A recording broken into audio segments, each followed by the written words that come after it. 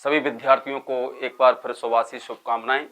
आज हम जो चर्चा करने जा रहे हैं वो संस्कृत विषय को लेकर के।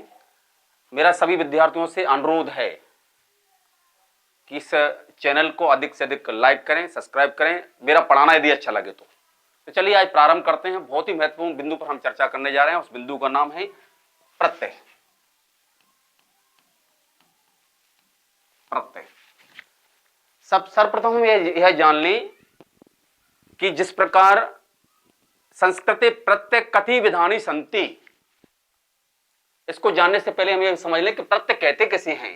तो प्रत्यय शब्द दो शब्दों से मिलकर बना है, प्रति धन अय। प्रति का मतलब होता है सामने और अय का मतलब होता है आने वाला। जिस प्रकार हमारे आंग्ल भाषा में प्रीफिक्स और सफिक्स होते हैं, हिंदी में हमारे प्रत्यय और उपसर्ग होते हैं, उसी प्रकार हमें ये समझना कि प्रत्यय कहते कैसे हैं। वे शब्दांश जो मूल शब्द के अंत में जुड़कर नवीन शब्द का निर्माण करते हैं, उन्हें हम प्रत्यय कहते हैं। वे शब्दांश जो मूल शब्द के अंत में जुड़कर के नवीन शब्द का निर्माण करते हैं, उन्हें हम क्या कहते हैं? प्रत्यय। तो प्रत्यय और उपसर्ग दोनों ही आपके लिए महत्वपूर्ण टॉपिक हैं और यहां से 100% कोई ना कोई प्रश्न अवश्य पूछा जाता है। तो सबसे पहले इसकी परिभाषा देखें। वे शब्दांश जो मूल शब्द के अंत में जुड़कर नवीन शब्द का निर्माण करते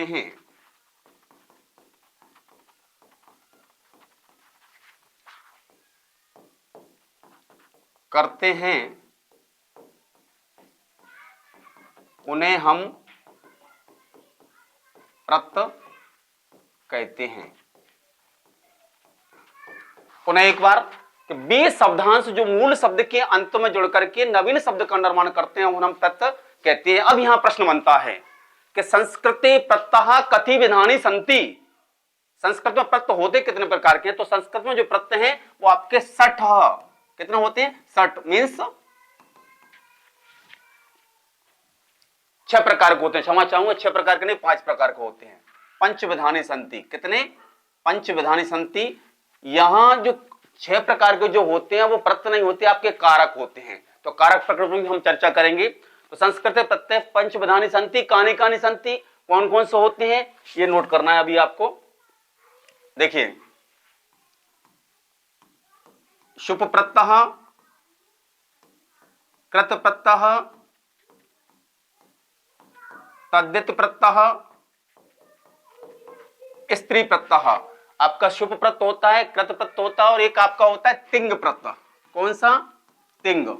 देखिए, सर्वप्रथम ये समझ लें कि जितने भी हमारे धातु रूप होते हैं तो आपके धातु रूप मूलतः 10 प्रकार के होते हैं, लेकिन आपके जो पाठ्यक्रम में है वो 5 प्रकार के हैं। पांचों हम चर्चा करेंगे।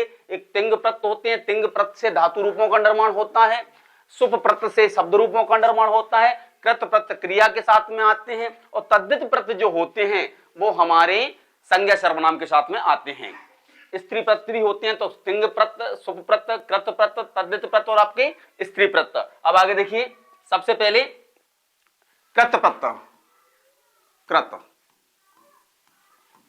वे प्रत्यय जो धातुओं के साथ में जोड़े जाते हैं, ऐसे प्रत्यय जो धातु के क्रिया के साथ में जोड़े जाते हैं उन्हें हम कृत प्रत्यय कहते हैं। वो कृत प्रत्यय कौन से हैं? बिल्कुल एक सुगम तरीके से मैं आपको यहां बताने का प्रयास करूंगा। देखिए,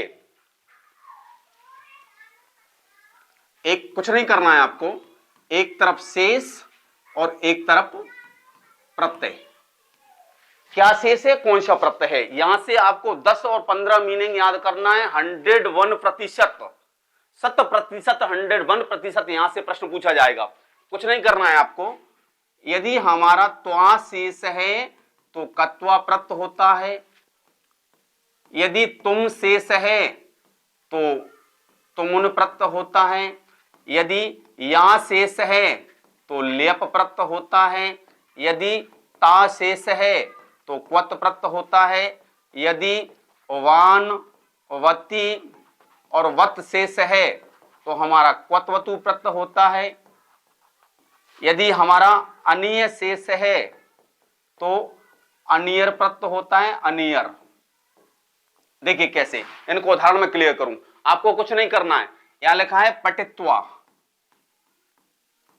पठित्वा। अंत में हमें शब्द के अंत में ये देखना है कि शेष क्या है हमारा, त्वा। तो पूछेगा पठित्वा में कौन सा प्रत्यय है, पठित्वा अस्मिन् शब्दे का प्रत्यय अस्ति। पठित्वा में कौन सा प्रत्यय है, तो पठित्वा में हमारा प्रत्यय कौन सा हो जाएगा, कत्वा। और भी उदाहरण, गत्वा में कौन सा प्रत्यय है, कत्वा, तो त्वा शेष रहने पर हमारा कत्वा प्रत्यय हो गया। इसी प्रकार उसने यदि पूछ लिया कि पठितुम, तो हमारा क्या शेष है, तुम शेष है, तो प्रत्यय हमारा क्या हो जाएगा, तुमुन। यदि यहां आ गया प्रपठय, प्रपठय, यहां या शेष है, या शेष होने पर हमारा लिय प्रत्यय होता है। यहां हमने लिखा पठित, क्या शेष है, ता शेष है, तो ता शेष होने पर हमारा क्वत प्रत्यय होता है। यदि यहां होता पठितवान, पठितवान, तो क्या शेष है हमारा, पठितवान। यहां वान शेष है, तो हमारा प्रत्यय कौन सा होगा, कत्वतु। अब यहां दिया है अपना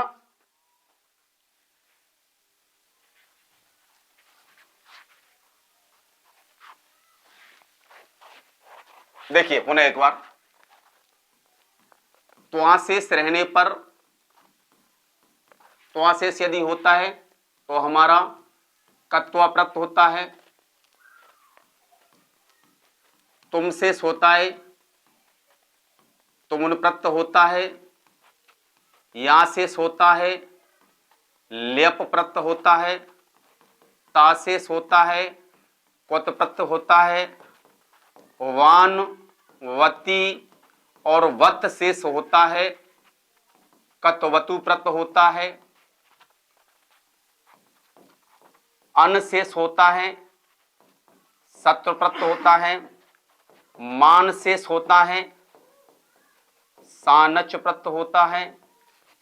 तव्य शेष होता है, तव्यत प्रत्यय होता है। अनिय शेष होता है, अनियर प्रत्यय होता है, अनियर। देखिए अब इनको उदाहरण किस प्रकार से पूछे जाएंगे परीक्षा में। परीक्षा में यदि यहां पूछ लिया उसने पठित्वा, पूछेगा पठित्वा अत्यस्मिन् पदे का प्रत्यय अस्ति, तो यहां क्या शेष है हमारा, त्वा शेष है। तो बिल्कुल सरल तरीके से समझ ले कि जहां त्वा शेष होता है वहां हमारा कत्वा प्रत्यय होता है। और जहां यदि हमारा तुमुन शेष है, तुम शेष है, तो क्या हो जाएगा, तुमुन। जैसे आ गया पठितुम, क्या शेष है, तुम शेष रहने पर हमारा तुमुन प्रत्यय। यहां आ गया प्रपठय, प्रपठय, प्रपठ लेप प्रत्यय। लेप प्रत्यय की एक और विशेषता बता दूं कि लेप प्रत्यय में धातु से पहले उपसर्ग अवश्य जुड़ा होता है।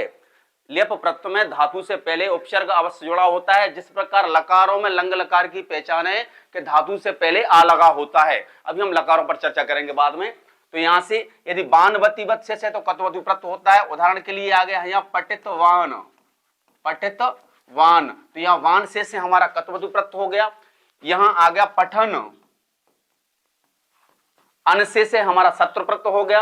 यहां आ गया पठमान, मान से हमारा सानच प्रत्यय हो गया। यहां आ गया हमारा पठितव्य,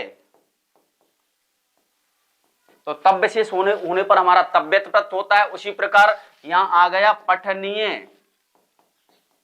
तो अनीय शेष होने पर हमारा अनीय प्रत्यय होता है। तो 1 2 3 4 5 6 7 8 9, 9 मीनिंग आपको याद करना है। 9 पर्याय आपको, 9 मीनिंग आपको याद करना। और 9 मीनिंग याद करने पर डेफिनेट आपके 2 नंबर पूछे जाएंगे, 100% पूछे जाएंगे। यदि नहीं पूछे जाएंगे तो स्वनाम त्यागम करोमि तलिख्यान अदतनुदवसहा, मैं अपना नाम बदल दूंगा, लिख लो आज की तारीख।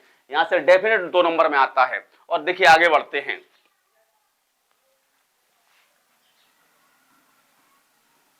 अड़बुल, अड़बुल शेष होने पर हमारा अक होता है। कौन सा प्रत्यय होता है, अक शेष रहे, क्षमा चाहता हूं उल्टा बोल गया। अक शेष रहने पर, अक शेष रहने पर हमारा अड़बुल प्रत्यय होता है। और इक शेष रहने पर भी हमारा अड़बुल प्रत्यय होता है, ये ध्यान रखना है। उदाहरण के लिए जैसे हमने लिखा पाठक, अक प्रत्यय इसमें, और इसका अर्थ हमेशा ने वाला में जाता है। पाठक पढ़ने वाला, गायक गाने वाला, शिक्षक शिक्षा देने वाला, धावक दौड़ने वाला, अर्चक अर्चना करने वाला, रक्षक रक्षा करने वाला, इस प्रकार से। और यहां जो एक जो आता है, एक जो आता है, इसका अर्थ से संबंधित हो जाता है, से संबंधित। धार्मिक धर्म से संबंधित, राजनीतिक राजनीति से संबंधित, शैक्षणिक शिक्षा से संबंधित, मार्मिक मर्म से संबंधित। तो यदि हमारा एक और अक शेष आता है, अक और एक शेष आता है, तो हमारा प्रत्यय कौन सा होगा? अड़बुल प्रत्यय। ये थे हमारे कौन से प्रत्यय? कृत प्रत्यय। यहां से पुनः एक बार मैं आपको दोहरा रहा हूं कि 2 नंबर का पूछा जाता है। देखिए,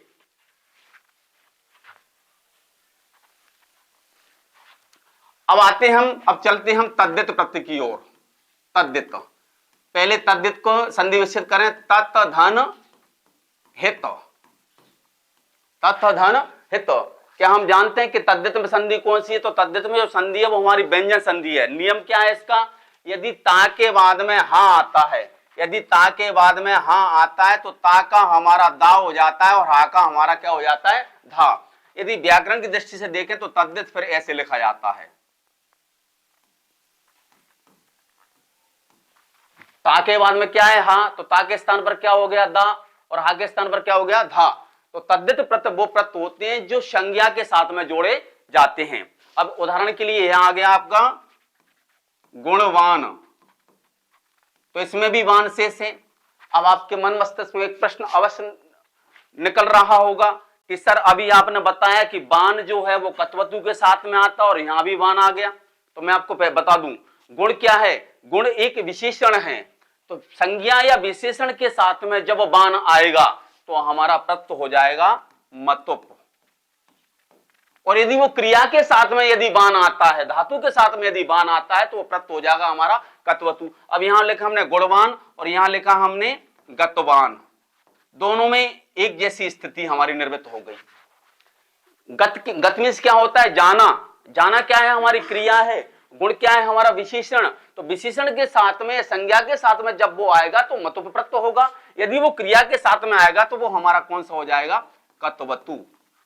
इसी प्रकार एक और भ्रम की स्थिति यहां उत्पन्न होगी। यदि वहां आया शक्तिमान, बोले सर आपने तो ये बताया था कि मान यदि आएगा तो सानच प्रत्यय होगा। अंतर इतना है कि यहां शक्तिमान में आप देखोगे ऐसे आएगा लिखा हुआ शक्तिमान। तो 2 चीजें क्लियर कर लें। और यहां लिखा हमने पठमान, तो दोनों में अंतर देखिए। यहां लगा हुआ है हमारा क्या? हलंत, और यहां लगा हुआ है हमारा विसर्ग। ये शक्ति क्या है? शक्ति कोई क्रिया नहीं है, कोई धातु नहीं है। और पट क्या है? पट मीन्स होता है पढ़ना। तो क्रिया के साथ में यदि मान आया है और विसर्ग लगा हुआ है तो वो प्रत्यय हो जाएगा हमारा कौन सा? सानच। और यदि शक्ति के साथ में आया शक्तिमान, मतिमान, बुद्धिमान, तो ये आपका कौन सा हो जाएगा? मतुप प्रत्यय। ये दोनों हमारे क्लियर हो गए। यहां से भी प्रश्न बनता है। अब चलते हैं हम तिंग प्रत्यय की ओर। तो देखो तिंग प्रत्यय यहां जो मैं पढ़ाने जा रहा हूं, तिंग प्रत्यय, यहां से डेफिनिट यदि पेपर होगा तो 4 नंबर का पूछा जाएगा और पेपर तो होगा, ये क्लियर है। तो चलिए आगे बढ़ते हैं। देखिए लकार जो है, लकार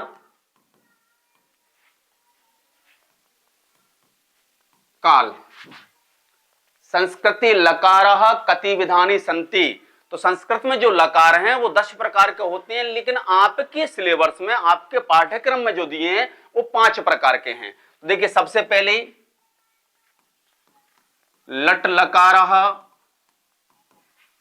इसको हम बोलते हैं वर्तमान काल। दूसरा है हमारा लिट लकारः, इसको हम बोलते हैं भविष्य काल। तीसरा हमारा लंग लकारः, इसको हम बोलते हैं भूतकाल। चौथा हमारा लोट लकारः, इसको बोलते हैं हम आज्ञार्थक काल। आज्ञार्थक काल। पांचवा हमारा विधि लिंग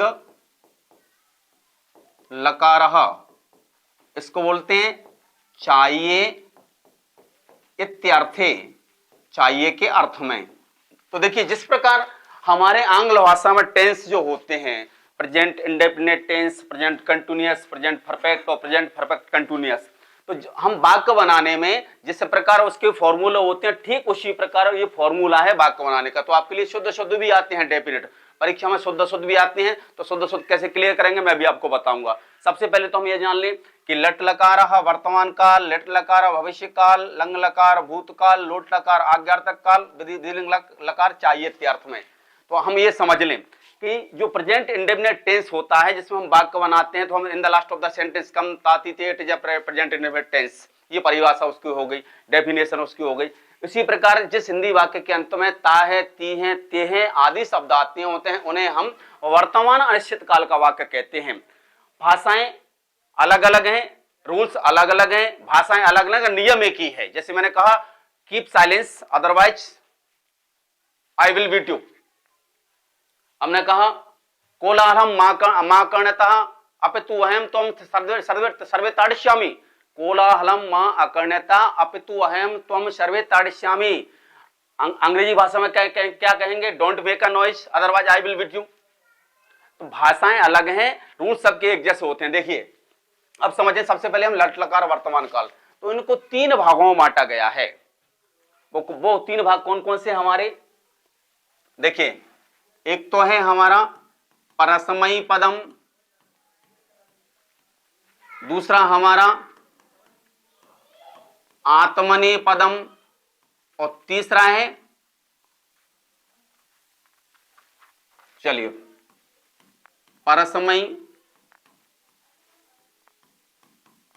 आत्मने और उभयपदी।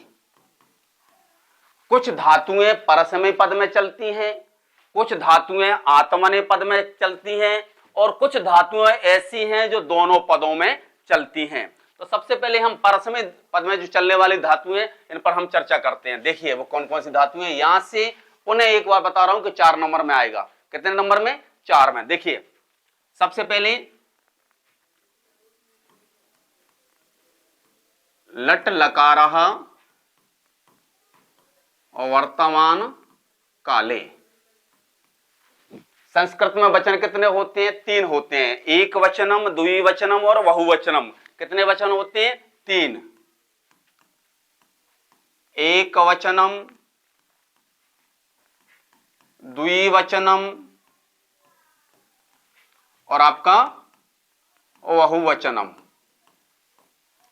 अब यहां एक प्रश्न बनता है कि ये तो हमें पता है कि अंग्रेजी में आपके 2 होते हैं, singular number, plural number. Hindi में 2 वचन होते हैं, एक वचन होता है, बहुवचन होता है, लेकिन संस्कृत में वचन कितने होते हैं, 3 होते हैं। तो सबसे पहले प्रश्न ये आता है कि what the particular definition of the number, वचन की वास्तविक परिभाषा क्या है। हमें ये तो आता है कि वचन 3 होते हैं, एक वचन होता है, द्विवचन होता है, बहुवचन होता है, लेकिन हमें ये पता नहीं होता कि वचन कहते किसे हैं। हमें ये भी आना चाहिए कि वचन कहते किसे हैं। तो समझ लीजिए, जहां एकत्व या अनेकत्व का बोध होता है, जहां एक या अनेक होने का बोध होता है, उसे हम वचन कहते हैं। जैसे सह पठति, वह पढ़ता है, एक वचन, तौ पठतः, वे दोनों पढ़ते हैं, द्विवचन, ते पठन्ति, वे सब पढ़ते हैं, बहुवचन। अब वचन के अलावा अब यहां पुरुष होते हैं, 3 पुरुष होते हैं।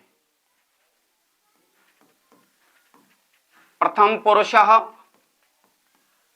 तो देखिए विद्यार्थियों, यहां प्रथम पुरुष का एक और नाम है जिसको कहते हैं हम अन्य पुरुष।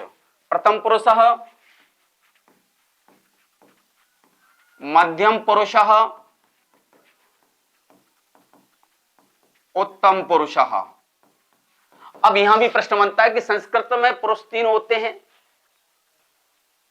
अंग्रेजी में भी 3 होते हैं, first person, second person, third person. Hindi में भी 3 होते हैं, आपका प्रथम पुरुष, मध्यम पुरुष, उत्तम पुरुष। लेकिन हमें अब ये परिभाषा इसकी भी आनी चाहिए कि पुरुष कहते किसे हैं, और the particular definition of the person, पुरुष कहते किसे हैं। तो देखिए प्रत्येक व्यक्ति के सामने 3 तरह के व्यक्ति होते हैं, एक तो वक्ता, एक श्रोता और एक वह व्यक्ति जिसके बारे में चर्चा की जा रही है लेकिन वो अनुपस्थित है, उसे हम क्या कहते हैं? पुरुष। जैसे मैंने कहा वह पढ़ता है, अन्य पुरुष में आ गया। तुम पढ़ते हो, मध्यम पुरुष में आ गया। मैं पढ़ता हूं, उत्तम पुरुष में आ गया। तो देखिए इसके एक नियम है, वो समझ लें आप। ये यहां से हम धातु चलाना सीख जाएंगे। ती, ता, अंति, सी, थ,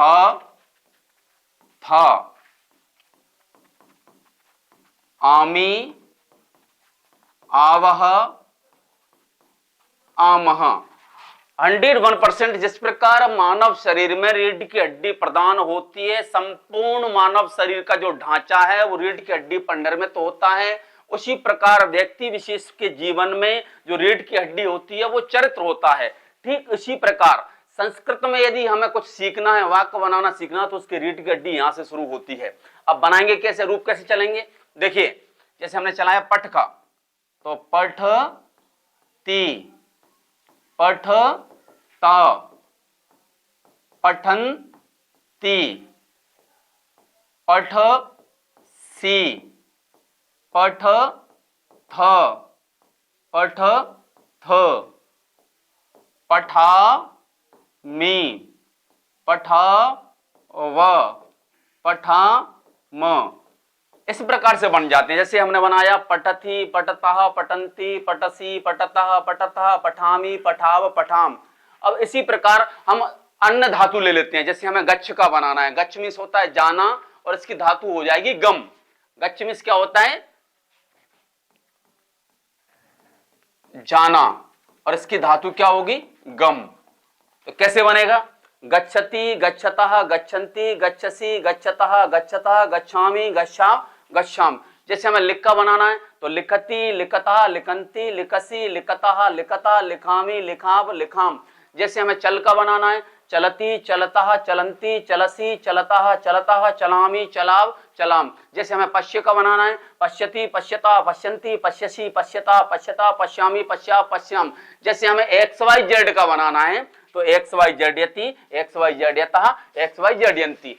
कोई सी भी धातु हम इसमें चला सकते हैं। अब आपके मन मस्तिष्क में एक प्रश्न चल रहा होगा कि श्रीमान ये परीक्षा में पूछे कैसे जाते हैं, प्रश्न पत्र में किस प्रकार से पूछे जाते हैं? तो वो पूछेगा आपसे कि पठन्ति, क्या पूछेगा वो आपसे? पठन्ति। देखो सर, नहीं फिर नहीं लेना। पठन्ति। अब ये देखें हम, पठन्ति, ये देखना है कि पठन्ति इत्यस्मिन् पदे का लकार अस्ति, लट लकारः, का वचनम् अस्ति, बहुवचनः, का पुरुषस्ति, प्रथम पुरुषः, का धातु अस्ति, पठ धातु अस्ति। समझ गए आप? यानी वो पुरुष भी पूछ सकता है, वचन भी पूछ सकता है, लकार भी पूछ सकता है और धातु भी पूछ सकता है। अब दूसरा नियम देखते हैं हम इसी का। दूसरा नियम जो है हमारा, लट लकारः, लिट लकारः भविष्य काले, लिट लकारः भविष्य काले। इन लिट लकार को भविष्य काल में चलाएंगे। कैसे? वही लिखना है सेम। एक वचनम,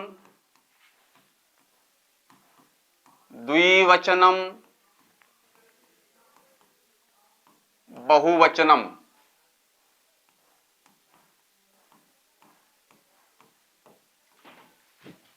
तीन पुरुष होते हैं, प्रथम पुरुषः, मध्यम पुरुषः, उत्तम पुरुषः। अब देखिए इसका नियम है, स्यति षटकोण वाला आधा सा है, स्यतः, स्यन्ति, स्यसि, स्यतः, स्यत्, श्यामि, स्यावः, श्यामः। अब इसमें हम रूप चलाते हैं, जैसे हमारी ये क्या है, गच्छ है, धातु होगी गम, अर्थ होगा जाना। तो मैं आपको ये क्लियर कर दूं कि चार लकार जो आपके हैं, लट लकार वर्तमान काल, लंग लकार भूतकाल, लोट लकार आज्ञार्थक काल और विधिन लकार चाहिए इत्यर्थ, इनमें टोटल जो धातु हैं वो गच्छ में चलेंगी। किस में चलेंगी? गच्छ में। लेकिन लेट लकार भविष्य काल में धातु ये गच्छ नहीं चलेगा, क्या चलेगा? गम चलेगा। तो कैसे बनाएंगे हम? गमिष्यति ही, गमिष्यतः, गमिष्यन्ति,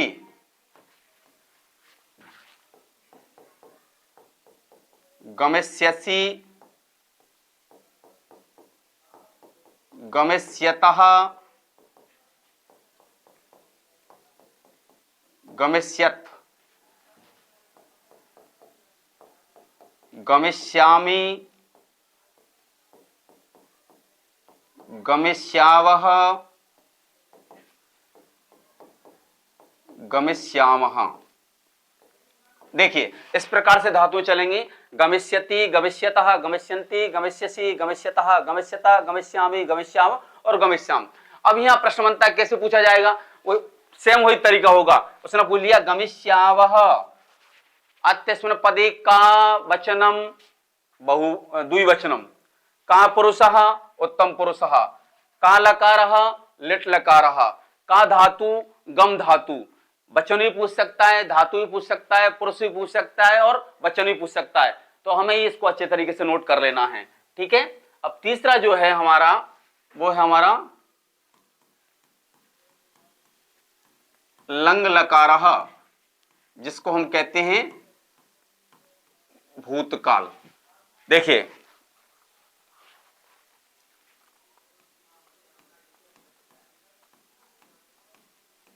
एक वचनम,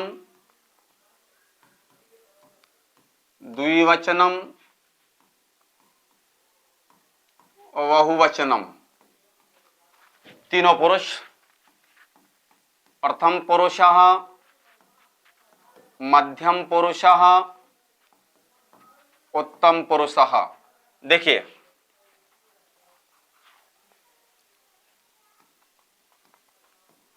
ता, ताम, अन, आ, तम, ता,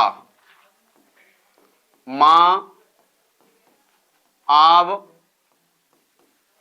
आम। देखिए यहां नोट कर लें,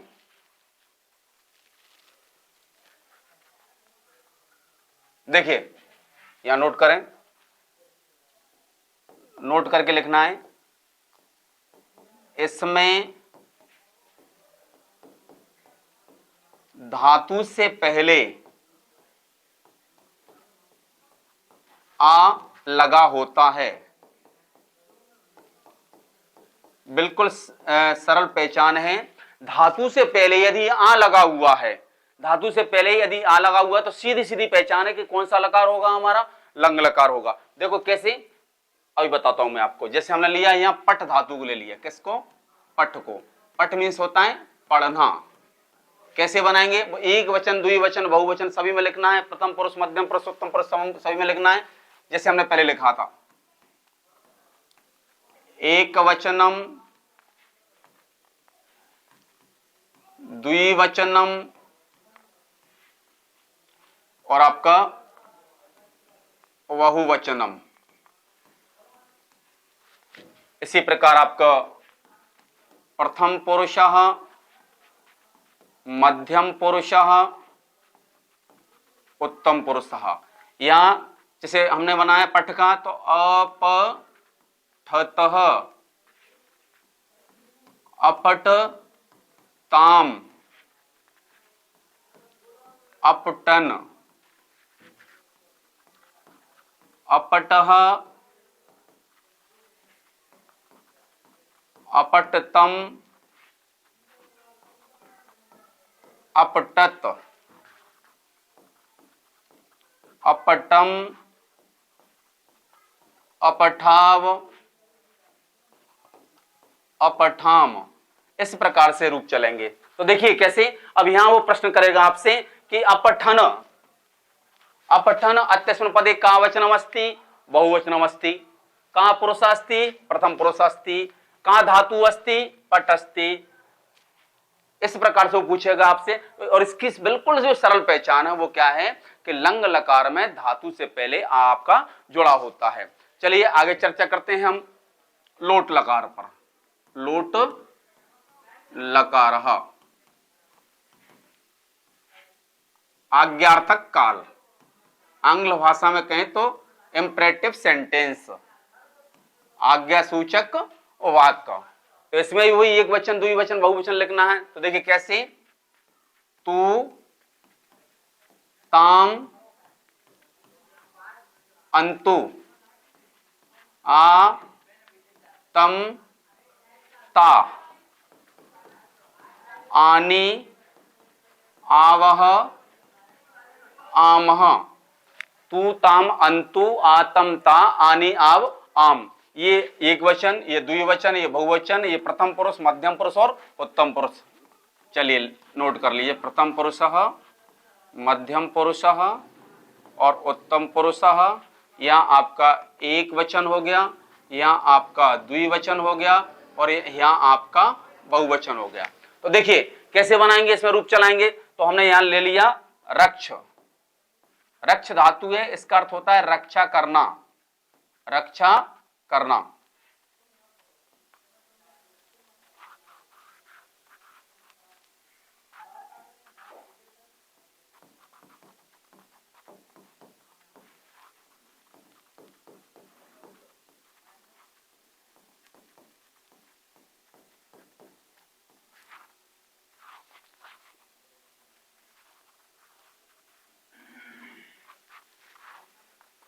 देखिए पुनः एक बार नोट कर लीजिए, लोट लकारः आज्ञार्थक काले, लोट लकार आज्ञार्थक काल में एक वचनम, द्विवचनम और आपका बहुवचनम। इधर देखिए, प्रथम पुरुषः, मध्यम पुरुषः और आपका उत्तम पुरुषः। तू, ताम, अंतु, आ, तम, ता, आनी, आवह, आमह। देखिए अब यहां से हम जैसे हम लिया रक्ष धातु, रक्ष मीन्स रक्षा करना। कैसे चलेगा, देखिए रक्षतु, रक्षताम, रक्षन्तु, रक्ष, रक्षतम, रक्षत,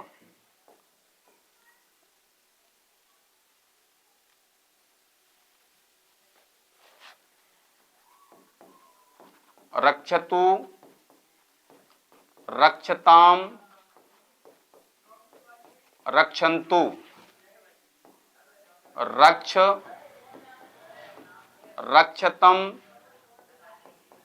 रक्षत, रक्षानि, रक्षाव, रक्षामः। अब यहां से प्रश्न इसी प्रकार प्रश्न बनेगा कि रक्षामः इत्यस्मिन् पदे का लकार अस्ति, लोट लकारः, का काले अस्ति, आज्ञार्थक कालः, का वचनम अस्ति, बहुवचनम, का पुरुष अस्ति, उत्तम पुरुष, का धातु अस्ति, तो रक्ष धातु। इस प्रकार से यहाँ ऐसे प्रश्न बनते हैं। अब लास्ट जो लकार है आपका वो है आपका विधिलिंग लकार,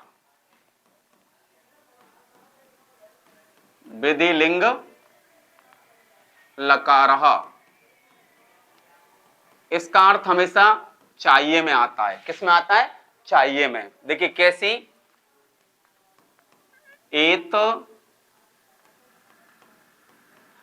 एताम, ये यू, ए, एतम, एत, एयम, एव, एम। अब किसी भी धातु को हम बनाएंगे इसमें तो कैसे बनाएंगे, मान लीजिए हम ले लेते हैं यहां वद धातु, वद, वद मीन्स होता है बोलना। कैसे रूप चलाएंगे, वदेतः, वदेताम, वदेयु, वदे, वदेतम, वदेत, वदेयम, वदेवः, वदेमः। तो यहां भी यही पूछा जा सकता है कि वदेयम अत्यसुन पदे का वचनम अस्ति, एक वचनम अस्ति, का पुरुष अस्ति, उत्तम पुरुष अस्ति, का धातु अस्ति, वद धातु अस्ति। इस प्रकार से यहाँ प्रश्न बनते हैं। अब देखिए बहुत ही अच्छी बात मैं आपको बताने वाला हूं। अब आपके आते हैं सर्वनाम। जब हम वाक्य बनाना सीखते हैं तो सर्वनाम में आपने देखा होगा सबसे पहले सर्वनाम, सर्वनाम। सबसे पहले इसकी परिभाषा जान ले कि सर्वनाम कहते किसे हैं। तो सर्व का मतलब होता है सभी, संज्ञा के स्थान पर प्रयुक्त होने वाले शब्दों को हम सर्वनाम कहते हैं। तो सर्वनाम सबसे पहले समझ लें हम किसमें, पुल्लिंग में। देखिए सा, वह, तौ, वे दोनों, ते, वे सब, ऐसा, यह, एतौ, ये दोनों, एते, ये सब। किसमें, पुल्लिंग में। अब देखिए स्त्रीलिंग में,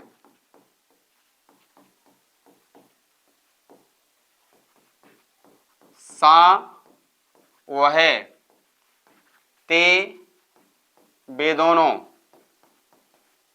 ता, वे सब,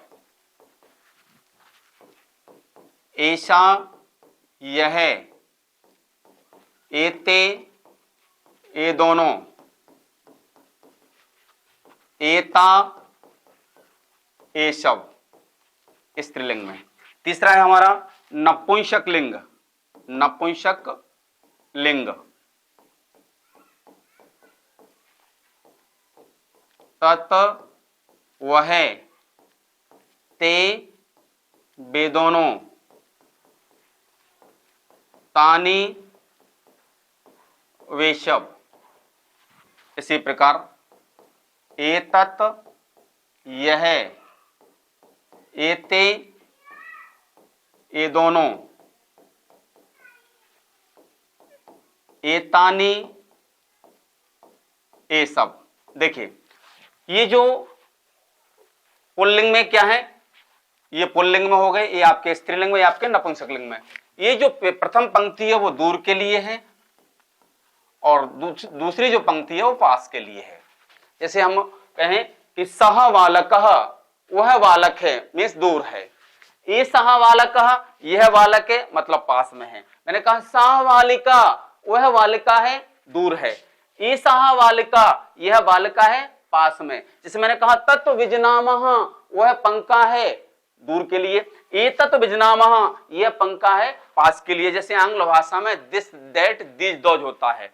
दिस इज अ बॉय, यह लड़का है। दैट इज अ बॉय, वह लड़का है। दीज आर बॉयज, ये लड़के हैं। दोज आर बॉयज, वो लड़के हैं। तो दूर और पास के लिए। अब इनका महत्व कहाँ है और समझ ली। सबसे पहले इनको याद करने की बहुत ही अच्छी ट्रिक मैं आपको बताऊंगा। तो कुछ नहीं है, गाना तो सबको आता ही होगा। चलिए गीत हम गाते हैं। कौन सा गीत? आओ बच्चों तुम्हें सुनाए कहानी हिंदुस्तान की, इस मिट्टी से तिलक करो ये धरती है बलिदान की। वंदे मातरम, वंदे मातरम। इसी को हम अब संस्कृत भाषा में रूपांतरित करते हैं। इतवाल का दर्श्यामी बस्ते जो हिंदुस्तान से अस्मृतिकम शीर्षा बंधम भूमिरम बलिदान से वंदे मातरम वंदे मातरम। तो आपने एक फिल्मी सॉन्ग सुना होगा, हमारे जमाने का है, शायद आपको याद हो या ना हो। जाने कहां मेरा जिगर गया जी, अभी तो यहीं तक किधर गया जी। चलिए इसी गाने को हम गाते हैं, देखिए कैसे। साहतहु ते ऐसा ये तौ एते, साहतहु ते ऐसा ये तौ एते, साते ता ऐसा एते एता, तत ते तानी एतत ते एतानी, तत ते तानी एतत ते एतानी। इसी प्रकार 4 बार आप गाओगे, याद हो जाएगा। पुनः एक बार, साहतहु ते ऐसा एतौ एते, साते ता ऐसा एते एता, तत ते तानी एतत ते एतानी, तत ते तानी एतत ते एतानी। अब देखिए इसका इंपॉर्टेंस कहां है, इसका महत्व कहां है संस्कृत भाषा में, तो देख लीजिए। यहां से स्टार्ट करते हैं। एक तरफ हमने लिखा सा, मतलब वह है, तौ बे दोनों, ते बे सब, तुम तुम,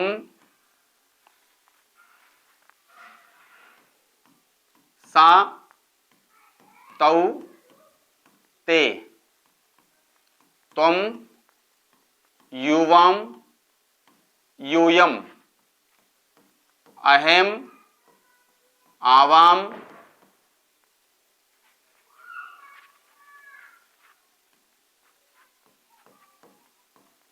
अहम आवाम वयम।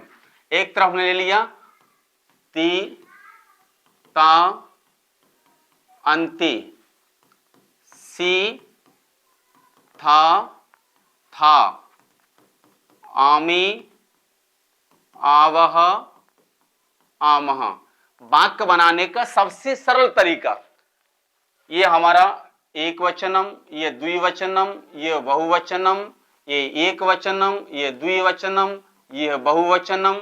यहां हमने लिखा प्रथम पुरुषः, यहां हमने लिखा मध्यम पुरुषः, और यहां हमने लिखा उत्तम पुरुषः। अब देखिए नियम ये होता है कि जब कर्ता एक वचन है तो क्रिया भी एक वचन होगी, कर्ता यदि द्विवचन है तो क्रिया भी द्विवचन होगी, कर्ता यदि एक वचन प्रथम पुरुष है तो क्रिया भी एक वचन प्रथम पुरुष ही होगी। तो जैसे सह पठति, वह पढ़ता है, तौ पठतः, वे दोनों पढ़ते हैं, ते पठन्ति, वे सब पढ़ते हैं, तुम पठसि, तुम पढ़ते हो, युवम पठतः, तुम दोनों पढ़ते हो, युवम पठतः, तुम सब पढ़ते हो, मैं पढ़ता हूं, अहम पठामि, हम दोनों पढ़ते हैं, आवाम पठावह, हम सब पढ़ते हैं, वयम पठामा। मतलब जो हमारा कर्ता होगा क्रिया भी उसी के अनुसार चलेगी।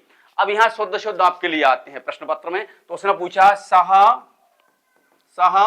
पटसी, सह पटसी, ये जो वाक्य है अशुद्ध है। तो हमें ये देखना कि सा कहां दिया हुआ है। सा हमारा यहां दिया है, काय में दिया है, प्रथम पुरुष में एक वचन में। यहां प्रथम पुरुष एक वचन में क्या दिया हुआ है हमारा, ती। तो हमारा शुद्ध क्या हो जाएगा, सह पठति, सह पठति। सीधी बात है, आपने देखा होगा कर्ता यदि प्रथम पुरुष एक वचन है तो क्रिया भी प्रथम पुरुष एक वचन ही होगी। यहाँ शुद्ध अशुद्ध में एक नमः पूछा जाता है। ये मैं आपको एक नंबर और क्लियर कर रहा हूं, मैं आपका एक नंबर डेफिनेट क्लियर कर रहा हूं यहाँ से। अभी कक्षा 10वीं का जो परीक्षा हुई थी उस समय पूछा गया था गौरवे नमः। तो एक आपका गौरवे नमः, गणेशाय नमः, विष्णवे नमः, रामाय नमः, हरये नमः, साधवे नमः। यहां से एक नमः आता है। गुरवे नमः में हम अक्सर विद्यार्थी गलती कर देते हैं, गुरवे के नमः के स्थान पर वो क्या कर देते हैं, गुरवे नमः, गुरवे नमः। ये गलत है, गुर होता है, क्योंकि गुरु शब्द की उत्पत्ति संस्कृत की गुर धातु से हुई है। गुरु शब्द की उत्पत्ति संस्कृत की गुर धातु से हुई है, जिसका अर्थ होता है टिप्स, जिससे हम कुछ सीखते हैं, जिससे हम टिप्स लेते हैं, वो हमारा कौन कहलाता है, गुरु। और यहाँ जो गुरु शब्द में दो शब्द हैं, एक तो हमारा गु और एक हमारा रू। गु का मतलब होता है मलिन पदार्थ को गु बोलते हैं, और रू का मतलब होता है अंधकार। यहाँ गु का मतलब होता है अंधकार, रू का मतलब होता है प्रकाश। गु का मतलब अंधकार, रू का मतलब प्रकाश। जो हमें अंधकार से प्रकाश की ओर ले जाता है वो हमारा कौन कहलाता है? गुरु। तो यहाँ गुरवे नमः करना है, उसको गुरुवे नमः नहीं करना, ये नहीं करना है। हमें क्या करना है? गुरवे नमः, गणेश को नमस्कार, गणेशाय नमः, विष्णु को नमस्कार, विष्णवे नमः, राम को नमस्कार, रामाय नमः, हरि को नमस्कार, हरये नमः, साधु को नमस्कार, साधवे नमः। यदि यहाँ ये पूछ लिया उसने कि गुरवी अत्यसुन पदे का विभक्ति अस्ति, तो मैं आपको बता दूं नमः हुआ, स्वाहा हुआ, स्वस्ति हुआ, रुच हुआ, अलम हुआ। देखिए आपका एक तो स्वाहा, स्वाहा हम समझते हैं, स्वाहा का मतलब होता है आहुति देना।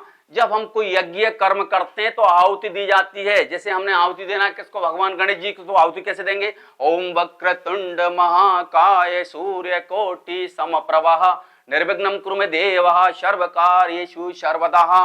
ओम गणेशाय नमः स्वाहा, शिवाय नमः स्वाहा, रामाय नमः स्वाहा, सरस्वती स्वाहा, हरे स्वाहा। तो नमा के योग में और स्वाहा के योग में नमा, नमा मीन्स नमस्कार करना, और स्वाहा, स्वाहा यानी जब देवताओं को जो हम आहुति देते हैं तो स्वाहा कहलाता है। और स्वधा, स्वधा जो होता है हमारे पूर्वजों को जब हम आहुति देते हैं, पूर्वजों को जब आहुति देते हैं तब स्वधा का प्रयोग करते हैं। और स्वाहा किसको कहा जाता है? देवताओं के लिए स्वाहा, जब देवताओं को आहुति देते हैं तो स्वाहा शब्द का प्रयोग करते हैं। स्वाहा, नमा, स्वधा और रुच, इनके योग में हमेशा चतुर्थी विभक्ति होती है। तो यहाँ ये प्रश्न बन जाएगा कि साधवे नमः अत्यस्मिन् पदे का विभक्ति अस्ति, तो चतुर्थी विभक्ति अस्ति। कौन सी विभक्ति? चतुर्थी। आगे देखिए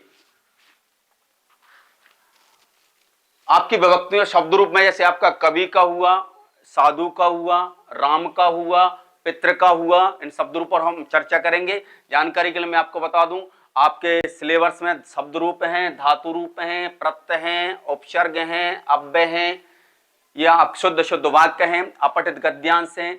निबंध में कम से कम दो निबंध डेफिनेट याद करके चले, एक संस्कृत भाषा महत्वम और एक आपका कालिदास। दो में से डेफिनेट एक आना चाहिए जहां तक मेरा अनुमान है, लेकिन कम से कम तीन और एक आप अपनी तरफ से कोई उत्सव का कर सकते हो, दीपावली भी कर सकते हो, ठीक है। और अवकाश के लिए और छात्रवृत्ति के लिए दो प्रार्थना पत्र हैं आपके, यहाँ से डेफिनेट आएगा। श्लोक कम से कम 3 याद करके चले स्वास्थानी, क्योंकि 3 में से आपको 2 या 1 लिखने को आता है। तो कभी उसमें दिया होता है प्रश्नगत प्रश्न पत्र समागाताना, प्रश्न पत्र में दिए हुए श्लोकों को छोड़ करके शेष श्लोक आपको लिखना है। तो आपको लिखने का जो काम है केवल आपको प्रश्नोत्तर, एक पदेन एक वाक्य, निबंध और प्रार्थना पत्र, ये आपको अपने मन से करना। बाकी के सब कुछ जो करना होता है वो हमें कहां से करना होता है? प्रश्न पत्र से करना होता है। तो पुनः सभी विद्यार्थियों को एक बार शुभकामनाएं, शुभाशीष। आगे फिर एक नया टॉपिक लेकर के आपके सामने उपस्थित होऊंगा। जय हिंद, जय भारत, धन्यवाद, नमस्कार।